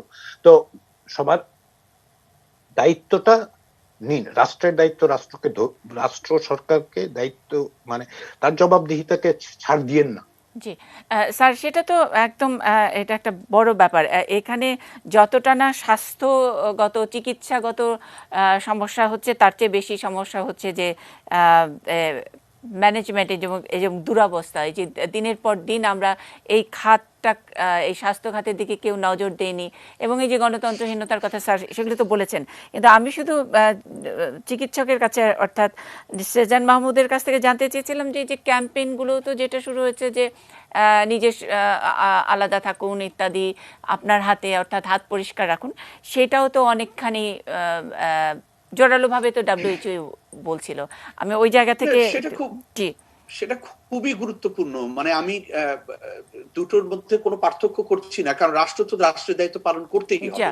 কিন্তু ব্যক্তিগতভাবে আমরা যেহেতু কোনো ওষুধ নেই, আমাদের যেহেতু কোনো প্রিভেনশনের জন্য ভ্যাকসিন নেই, এবং আমরা একেবারে সায়েন্টিফিক্যালি জানি যে 10 জন মানুষ যদি একসঙ্গে হয়, তাহলে 10 মাল্টিপ্লাই 10 মানে 100 গুণ প্রবাবিলিটি বেড়ে যায় এই ভাইরাস সংক্রমণের। তাহলে সেটা প্রিভেন্ট করার জন্য যা যা দরকার, আমরা যা বলে আসছি গোড়া থেকে, সেগুলো করতেই হবে, এবং ওটা ব্যক্তিগত বিহেভিয়ারের মধ্যে দিয়ে আসে। ওই দায়িত্বটাও নিতে হবে আমাদের। হ্যাঁ, সেই দায়িত্ব আপনি নেবেন, কিন্তু পাশাপাশি সেখানে আমি আর আপনি এক জায়গায় দাঁড়িয়ে কথা বলছি, তো এক জায়গায় যে রাষ্ট্রের দায়িত্বটা রাষ্ট্রকে নিয়ে। যেমন ধরুন, আমি একটু উদাহরণ দিই, প্রিভেনশনের জন্য বা কিউরের জন্য যে ভ্যাকসিন, অক্সফোর্ডের ইউনিভার্সিটিতে সেটার গবেষণা হচ্ছে, $1 বিলিয়ন যুক্তরাষ্ট্র দিয়েছে, $1 বিলিয়ন দিয়েছে, তাই তো? এটা কি আমি দিয়েছি? এক অর্থে আমি দিচ্ছি, সে জানিয়ে দিয়েছেন, কারণ কি আমাদের ট্যাক্সের পয়সা। আমি খুব ট্যাক্সের ব্যাপারে খুব সেন্সিটিভ, বুঝতে পেরেছেন মানে, যে ট্যাক্স নিয়মিতভাবে ট্যাক্স দেওয়া নিয়ে খুব সেন্সিটিভ, কারণ মিস্টার ট্রাম্প দেন না। তো প্রশ্ন হচ্ছে যে আমার প্রেসিডেন্ট দেয় না, এটা নিয়ে আমি খুব মানে সবসময় খুব ক্ষুব্ধ। মানে দেন কিনা আমি জানি না, কারণ উনি আমাদেরকে দেখান নাই। আমি বারবার সেই জন্য এটা বলি, ফাঁকি দেন এবং নিজের প্রতিষ্ঠানের টাকা নেন, এটা খুব ভয়াবহ জিনিস। তো প্রশ্ন হচ্ছে যে রাষ্ট্রের এটাও দায়িত্ব, রাষ্ট্রের দায়িত্ব হচ্ছে আপনার স্বাস্থ্যের ব্যবস্থা করা। আপনি যখন বিপদে পড়েছেন, তার জন্য আপনার জন্য মানে চিকিৎসার জন্য আপনার দরজায় দরজায় ঘুরতে না হয়, সেটা নিশ্চয়তা দেওয়া। প্রাইভেট হসপিটাল গুলোকে দরকার হলে ন্যাশনালাইজ করুন, বাংলাদেশের ক্ষেত্রে ন্যাশনালাইজ করে ফেলুন, করে প্রোভাইড করুন, কারণ এত লোক এই ইসে নেই। অতীতে টাকা দেওয়া হয়নি এই যুক্তিতে এখন কিন্তু আপনি পার পাবেন না, পার পাওয়ার চেষ্টা করে লাভ নেই, সেটা করতে হবে। আবার রাষ্ট্রের দায়িত্ব হচ্ছে রাষ্ট্রকে এই জবাবদিহির মাঝখানে রাখতে হবে। আপনি যদি না রাখেন তাহলে কি হবে জানেন? তাহলে অস্বচ্ছতা হবে, দুর্নীতি হবে, আপনি কিছুই পাবেন না নাগরিক হিসেবে, এবং শেষ পর্যন্ত গিয়ে সকলে মিলে বিপদে পড়বে।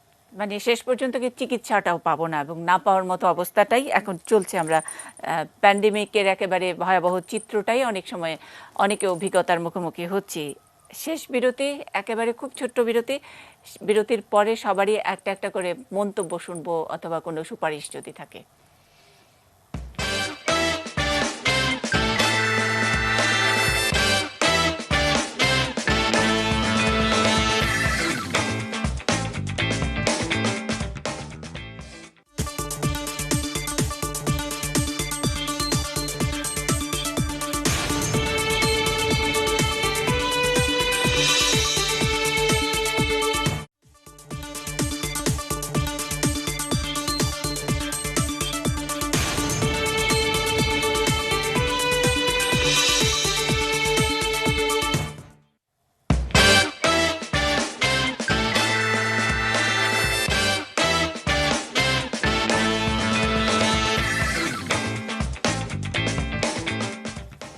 একেবারে শেষ ভাগে হু আর ইউ, মোহাম্মদ মোজাহারুল হক, শুনতে চাই যদি মন্তব্য, পরামর্শ অথবা কিছু যোগ করার থাকে। ধন্যবাদ আপনাকে। আমাদের বর্তমান পরিস্থিতিতে যেটা হচ্ছে, সংক্রমণের মাত্রা বাড়ছে এবং এই যে 15 দিনের একটা সুযোগ দেয়া হয়েছে সংক্রমণের, এটার জন্য আমাদের একটা মারাত্মক ঝুঁকির মুখে ফেলেছে বাংলাদেশ মানুষকে। আমাদের যেটা প্রস্তুতি নিতে হবে এখন, আমাদের স্বাস্থ্য ব্যবস্থাপনাটাকে ঠিক করতে হবে। যদি আমরা আমাদের এখানে যে মৃত্যুর হার যেটা আছে সেটা যদি কম রাখতে চাই বা কমাতে চাই, তাহলে আমাদের এখন প্রথম কাজ হবে যে আমাদের যে স্বাস্থ্য ব্যবস্থাপনাটা আছে বিশেষ করে সেই জায়গাটায় সরকারের একটা প্রায়োরিটি দিতে হবে। এইটা আমার একটা রিকোয়েস্ট থাকবে।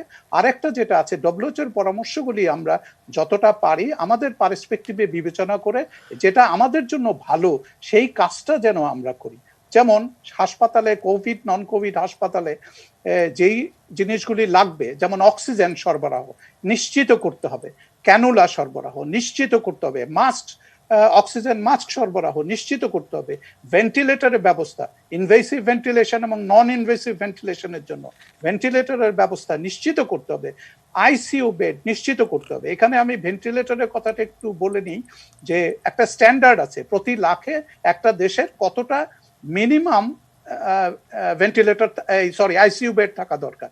আমাদের দেশের যে আইসিইউ বেডের সংখ্যা সেটা সরকারি এবং বেসরকারি মিলিয়ে মাত্র 1200, অথচ আমাদের মিনিমাম আইসিইউ বেড থাকা দরকার বাংলাদেশের আমাদের 17.5 কোটি লোকের জন্য 5500। সুতরাং সরকারকে প্রায়োরিটি বেসিসে 5500 আইসিইউ বেডের একটা প্রস্তুতি রাখতে হবে।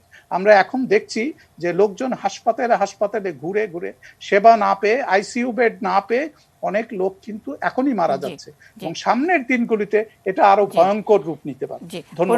15 দিনের জন্য সুযোগ দেওয়া হয়েছে, এইটা কি আমরা আসলে কোট করতে পারবো কিনা যে এটা বিশ্ব স্বাস্থ্য সংস্থার দক্ষিণ পূর্ব এশীয় অঞ্চলের সাবেক উপদেষ্টা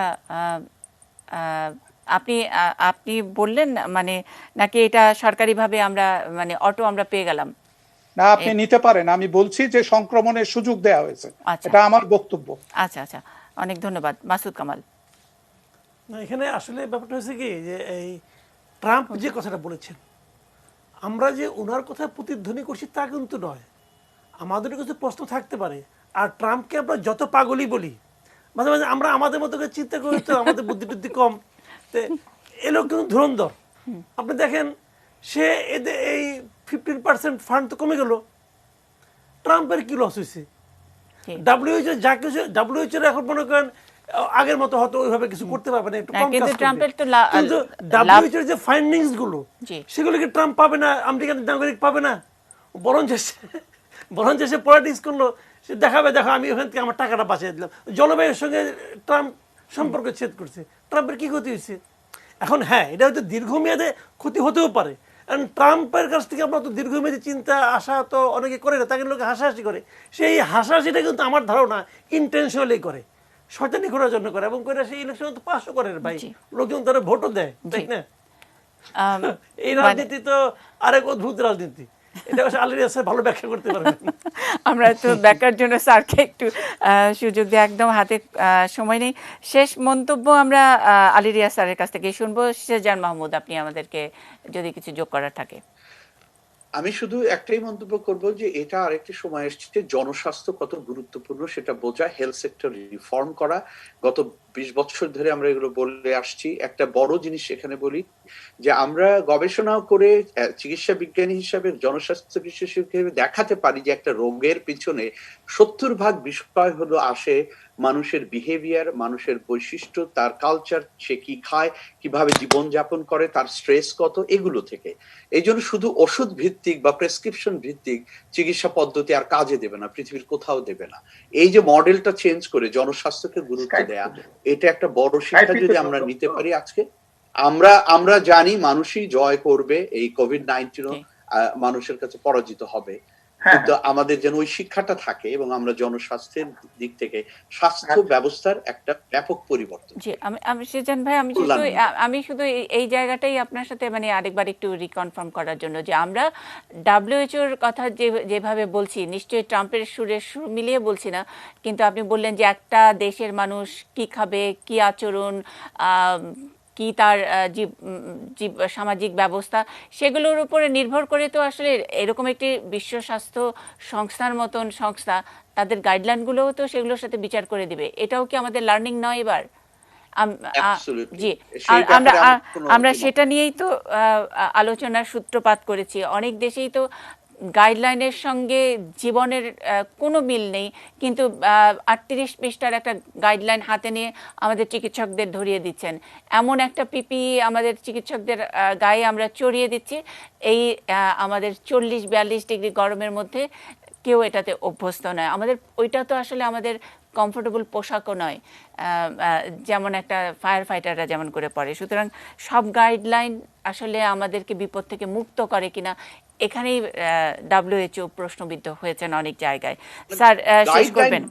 জি, রাষ্ট্রের বা কোনো একটি দেশের প্রেক্ষিতে টেইলর করে নিতে হয়, যেটাকে বলা হয় যে আমি আমার মতো উপযোগী করে নেব, সেইটা করতে হবে। জি, মানে সেখানে তো অনেকখানি ব্যর্থতা ছিল। এই টেইলরের কথা বলতে গিয়েই তো আমরা তাদেরকে প্রশ্ন করছি এখানকার প্রতিনিধিরা আমাদের সঙ্গে কথা বলছেন কিনা ইত্যাদি। এবং আলী রিয়াজ স্যার শেষ করবেন, হাতে একদমই সময় নাই স্যার, ছোট্ট করে। উনি আপনার সাথে দ্বিমত দিয়ে শেষ করি। জি স্যার, প্লিজ। ফায়ার ফাইটারদেরকে কি হালকা কাপড় পাঞ্জাবি পরে, না ফায়ার ফাইটার, জি স্যার, কুর্তা পরে ইসে করতে বলছেন? কারণ বাংলাদেশে তো খুব গরম। স্যার আমি বলছি ফায়ার ফাইটাররা যেটা পরে, ওইটা ফায়ার ফাইটারও ওইরকম সর্বোচ্চই পরে, তার কারণ জি স্যার, ফায়ার ফাইটাররা যেটা পরে সেটা দিয়ে হাসপাতালে আমরা চিকিৎসকদেরকে দিয়েছি, সেটা বলছি। যদি দরকার হয় সেটাই করতে হবে। প্রশ্ন হচ্ছে যে সেই জন্য হুকে দোষী সাব্যস্ত করার কোনো কারণ নেই। কারণ সেটা হচ্ছে যে গাইডলাইন, মনে রাখবেন এটা গাইডলাইন। ফলে এই দায়িত্ব হচ্ছে রাষ্ট্রের। আপনি আপনার জায়গায় কিভাবে এটা কাজ করবেন সেটার ব্যবস্থা আপনি করবেন। আপনি এখন 200টা দেশের জন্য প্রত্যেকের জন্য পৃষ্ঠা ধরে ধরে তো করা যাবে না। সেই জন্য আমেরিকাতে সিডিসি আছে, সিডিসির গাইডলাইন তো সেজান আছেন এখানে, যেটা ট্রাম্প ডিস্ট্রিবিউট করার ক্ষেত্রে বাধা তৈরি করেছেন। সিডিসির গাইডলাইন দেখেছেন? কোন জায়গায় কতটা, একটা রেস্টুরেন্টে কত লোক বসতে পারবে সেটাও বলা হয়েছে। ওইটা তো হু বলে নাই, ওটা বলেছে সিডিসি। ওইটা সিডিসির কাজ। আপনি একটা সিডিসি তৈরি করেন, সিডিসি কে ওই ইসেটা দেন, আপনার অটোনমিটা দেন, যেন সে ওই 21 পৃষ্ঠাকে 40 পৃষ্ঠা বানাতে পারে, 4 পৃষ্ঠা বানাতে পারে। এটা আপনার কাজ, এটা রাষ্ট্রের কাজ। এইটা আপনি না করে হুর দিকে আঙ্গুল তুলবেন, তাতে ট্রাম্পের সাথে আপনার কোনো পার্থক্য তৈরি হয় না। আনফরচুনেটলি কোনো পার্থক্য তৈরি হয় না। বিরাট কমপ্লিমেন্ট স্যার, অনেক ধন্যবাদ। হ্যাঁ,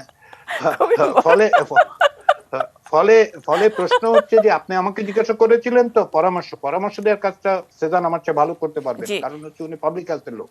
আমি যেটা বলতে পারি, দুটো জিনিস বলতে পারি। 1 নম্বর বিষয় হচ্ছে ইমিডিয়েট কি করা দরকার। ইমিডিয়েট করা দরকার সেটা হচ্ছে যে আপনি আপনার রাষ্ট্র এবং সরকারকে প্রশ্ন করুন যে এই পরিস্থিতি থেকে মোকাবেলায় তার কর্মসূচি কি, এবং সেখানে আপনার ভয়েসটা কিভাবে ইনক্লুডেড হচ্ছে, ইনক্লুসিভিটিটা তৈরি করুন। এটা হচ্ছে ইমিডিয়েট কাজ। সেকেন্ড কাজ সেটা হচ্ছে দীর্ঘমেয়াদী, যেটা সেজান বলেছেন, সেটা হচ্ছে যে পাবলিক হেলথকে যেন একটা প্রায়োরিটির বিষয় তৈরি করে। সামনে বাজেট আসছে, আপনি বাংলাদেশের কথা বলছেন তো, সামনে বাজেট আসছে।